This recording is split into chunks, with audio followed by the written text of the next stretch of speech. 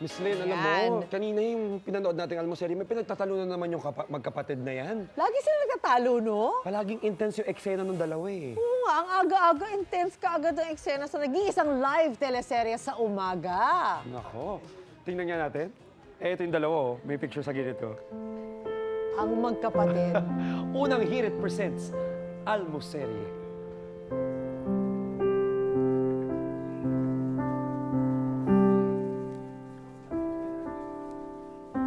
Kailangan ko ba bang ipaintindi sa'yo na ako na ang tatayong magulang para sa'yo? Ipinangako ko kina inay at itay na aalagaan kita. Akong bahala sa'yo, V. Tulad ng pag-aalaga ni na inay at itay? Oo naman. Kagaya nito mga palapat na to, ito na lang yung parang nagsisilbing alaala nila para sa atin. Kaya huwag kang magsasawa dahil napakasarap nito at saka napakasustansya. Eh ano bang lulutuin mo ngayon? Halika, pagluluto kita ng recipe na ibinigay sa atin ni nanay. Luto tayo ng sinigang na bangus na may palapat. Tara. Basta huwag ka nang magalit sa akin, Kuya Jay, ah. Kasi naman ang tigas-tigas lagi ng ulo mo. Hindi mo Hindi maintindihan naman na eh. kailangan mong makinig Pinitas sa ko naman lahat to eh. Yung dami kong napitas para sa'yo, tapos inaaway mo lang ako. Faye, kailangan mong maging mas responsable. Kaya ito sa mga recipe na bibit-bitin mo din kasi pamana sa atin to ni nanay. So ito yung palapat ay galing dyan sa paligid lang natin, napitas lang. Madalas itong available sa mga matutubig na lugar. May banyagang tawag din dito, mangrove apple ang tawag nila. So kagaya nung kahit ano bang sinigang recipes natin o mga style ng pagluluto, eh yan, may kamatis tayo dyan, lalagyan natin ng labanos. Oo nga, naalala ko sila nanay dati. Diba? Ito yung mga gulay na tinatanim nila dyan sa ating bakuran. Lalagyan din natin yan syempre ng sibuyas. Tapos dati, nagtatago-taguan pa tayo. Diba? Kasi napakalawak pa ng lupain dati. Yan yung mga bagay na kailangan minamahal natin at inaalala. Pero dati, kinakain ko to ng ito lang eh. Pero yan, masarap kainin yan kapag hinog. Yun nga lang, medyo mahirap kasi nahuhulog siya kaagad. So hindi Pero ka rin ngayon, makaka-imbak paksiw. ng marami.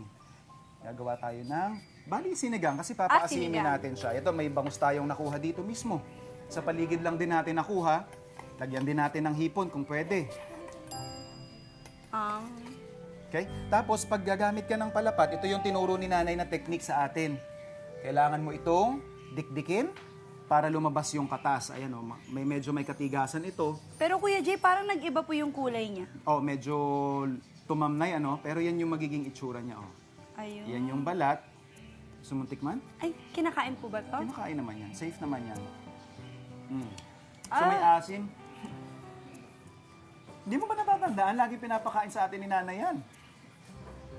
So para kang may sampalok na nilaga. O tikman mo din yung kan. Tama na po. Makinig ka sa akin. Ayan. So lalagay lang natin yan, didikdikin lang natin hanggang sa magsama-sama yung mga lasa niya at saka yung pinakaasim. Siyempre, titimplahan din natin yan ng patis. Pwede ka rin gumamit ng asin. Kaunti lang. Tapos hahayaan lang natin kumulo yan. So, siguro mga depende kung gaano kalakas yung uling na gamit mo. Ito na yung kalalabasan yan. Ang sarap, Tsura tignan. pa lang yan. Pero didikdikin lang natin ng maayos yung ating palapat. Pero nilagyan mo pa rin siya ng asin. Ganun pala, kahit na meron tayong palapat, lagyan pa rin natin siya ng seasoning. Oo naman. Yung palapat ay parang magsisilbi lang yan na parang pinakapampaasim ng putahe na yan. Ito kadalasan yun nga, sa mga parte ng Pampanga, doon siya makikita. Kaya nagulat nga ako na hindi masyadong ginagamit ito ng ating mga kababayan. Kuya Jay, alam mo, dahil sa ginawa mo, feel ko ready na ako maging asawa. Kaya ko tulutuin. Yan na naman, mag-aaway na naman tayo, V. Ito na, Ang bata-bata mo pa eh. Sabi mo, hindi ka magagalit. Huwag ka na magalit sa akin. Ay nako, sige tikman mo nga. At husgahan mo kung anong lasa. Hindi siya maasim. Ang sarap. Tama lang, banayad. Saktong-sakto lang yung kanyang asim. Paano naman yung ibang...